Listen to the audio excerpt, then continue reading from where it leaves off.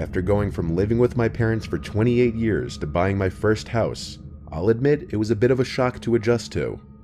This was July of 2022, so very recently that I moved in. My house is a 30-minute drive from my parents' house, so we're not that far away. In my parents' house, I would always constantly be awoken at night by my dad going up and down the stairs in the middle of the night. He's basically a chronic insomniac, and constantly has to get water or go to the bathroom throughout the night. So having my own place would finally mean peace and quiet, but that doesn't mean my dad didn't pass down his inferior sleeping abilities to me, because I'm a very light sleeper too. The layout of my new house is as follows: a small unfinished basement with laundry and boiler room, first floor with living room, kitchen, bathroom, and dining room, and the upstairs with 3 bedrooms and a bathroom. One bedroom I use as an office, another one I use as a little workout room.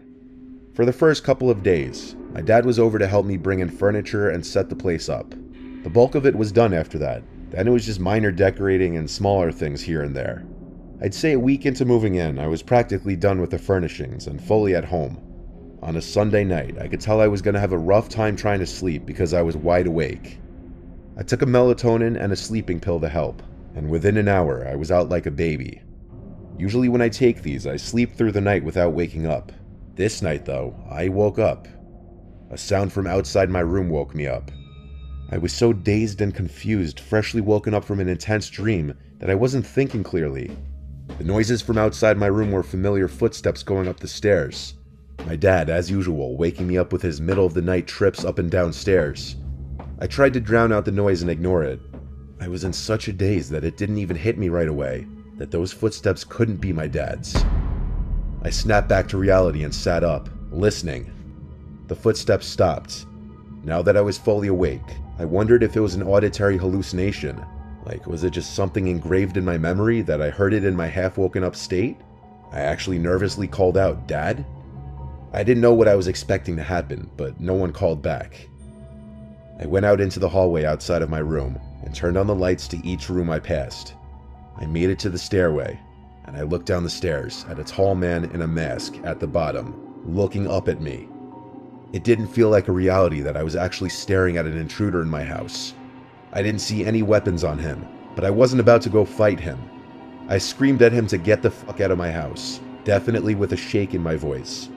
Believe it or not, he turned around and left through the front door. I ran down the stairs to lock it behind him. When I went to call my dad, I heard the back door to my house slam shut. There was a second person in the house who I didn't see. I was full on freaking out. My dad picked up, of course, because he's never asleep, and he questioned why I was calling him and not the damn police.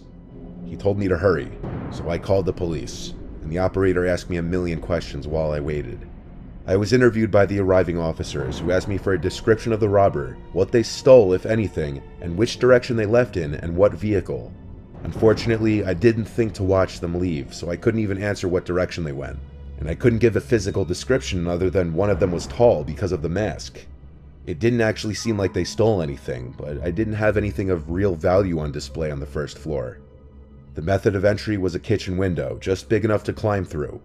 Experiencing a home invasion is something you always hear about on the news, but never assume it would actually happen to you, much less right after you move into your first house.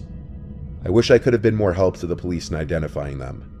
Now, I sleep with a knife next to my bed.